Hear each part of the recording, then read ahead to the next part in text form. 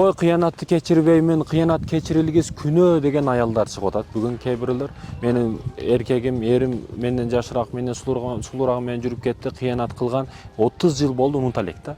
Дагы эле унута элек. Кыянат маселеси кандай аялдар? Мына көрсөтсөңүз, мынаны азыр мына жерде кыянат да бул өтө чоң күнөө. Могу дарактын чукур мына жерин карасаңыз, жаңак дарагы, мунун өзгөчө чукур жери бар, Бул так болуп калып кетти, дак болуп кетти, бул ачык болуп калды. Ошол сыяктуу ачык, дак болуп калып кетиши мүмкүн жүрөгүңүздө, бирок унутушуңуз керек. Мен айтайын дегеним, сиз кимсиз? Кечирбей кой Кудай. Мен киммин, кечирбей кой Кудай. Сен кимсиң, мен киммин? Асмандагы күнүбүз бир, кеч киргенде айыбыз бир, басып жаткан жерибиз бир. Сен кимсиң у, мен киммин дейт. Ырсаптардан айтайын дегеним, сени өзүң тырмаңдан чачагача мынтип ойлонуп отуруп карагын. Аллах Таала канча күнөөңдү кечирип койду. Өзүңүздү байкасаңыз, кээ бирлер өзүн мындай Кудай сезип алат. Мен кечирбейм деп. Кечирбеген адам өзүнүн күнөөсү көп. Өзүнү кечире албай атат. Ошондуктан бирөө өмүрлүк жолдошун кечире албай атат. Кечиргенге жетпейт. Жаап жашырып сал. Акылдуу аяр, өзүгө ишенген аял кандай кылат? Аракетти кылат. Өскөнгө аракет кылат. Туруктуу болот. Мынандай бойдон калып кетпейт. Муну карасаңыздар, бул мына өскөн өрүк дарагы менен мындай узун асыга өскөн эми биринчи жолу көрүшүм. Мына өрүктүн мөмөлөрү мына. Асыга түшкөн мөмөлөр экен. Бул өрүктө жок дейсизби так? Мына тактары калган муну дагы. Мына. Мына жакта издери калган, кыянаттын издери калган. Бирок бүтүп мына өзүгө ишенген, өзүгө акылдуу, өзгө туруктуу болгон аял өскөн мына, өңгөн. Айтайын дегеним не? Биз Кудай эмеспиз. Күйөөңүз кыянат кылса ага жараша акыретте суроо жообу болот. Бирок сиз тентекке теңелип терек бою секирбешиңиз керек, акылдуу болушуңуз керек. Эже карындашым, жөнөкөй ушул дарактарды айтып мисал келтиргенге аракет кылдым. Аллах ыраазы болсун барыңыздардан. Кечиреле. Эгерде сенин кичине намысың болгондо, түкүргөн кайра жалабайт элең. Адамдын көңүлүн сындырып, аялдын жүрөгүн талкалап, кайра ага аракет кылбайт элең. Бүгүн ушундайлар көбөйдү. Аялы менен кичине жакшы жашайт, аракет кылат, окшобой калды, ажырашып кетет. Ажырашып кеткенден кийин 3 ай өтөт. 3 айдан кийин кайра не кылат? Кайра эле сообщениялар аркылуу ар кандай соцсеттерден жазышты баштайт. Түкүргөн жалайт, мындайча айтканда. Мен сени мурдагыдай жакшы көрөм, сен меникисиң, сени кой бербейм. Талак берип бүткөн уже. Мүмкүн эмес. Нике жактан жарашышкан мүмкүн эмес. ЗАГСтан ажырашып бүткөн. Анан кайра жаза берет сообщение аркылуу. Бу түкүргөн кайра жалаш деп аталат да. Мүмкүн эмес нерсени кылып атат. Сен көңүлдү сындырып бүттүң. Талкалап бүттүң жан дүйнөнү. Эми кайра кайтпа. Күчүң болсо, эркиң болсо кайра кайтып келбе. Жазба, чалба, аракет кылба. Каабаны талкалап бүттүң. Кыблаңды тескери буруп бүттүң. Бейиш эненин табанынын астында. Бүгүн ошо энебиздин, апабыздын бут кийимин кандай карап атабыз? Бутка атайын крем щеткасы болсун, же жууа турган каражаттарың болсун, апаңдын ар дайым бут кийимин тазалап карма. Жууп кой. Апаңдын тырмактарын алып кой. Атаңды жишип кой. Жуундалбаган жерлерин жуунтуп кой. Жаш өткөн сайын жуунушка дагы башкага дагы кыйын болуп калат, жардам бер ар бир маселеде. Эмне үчүн бут кийимден баштадым?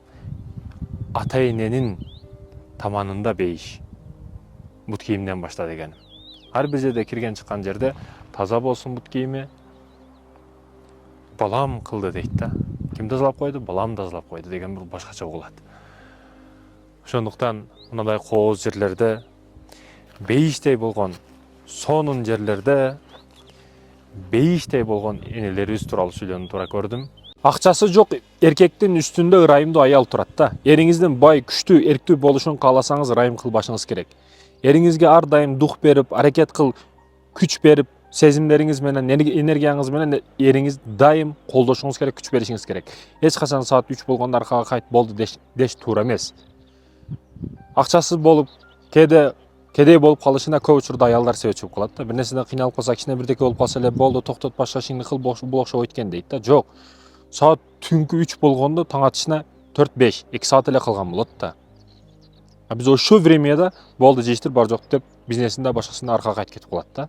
Жок, ошол учурда күйөөңүзгө, эриңизге дем берип, мен сага ишенем, аркага чык, алдыга чык, аркага кайтпа, акырына чейин бар, до конца бар, только вперед деп дух берип, жакшынакай сөздөрүңүз менен алдында туруп бере турган болсоңуз, ошо 2 саат калды да таң атышына. Сиздер өмүр бою жакшы жашап өтүп кетесиздер. Бирок ошол учурда кайтсаңыздар, анан ана мына жок, мына ана жок деп бири-бириңиздерге гараж ойноп өтүп кетесиздер да.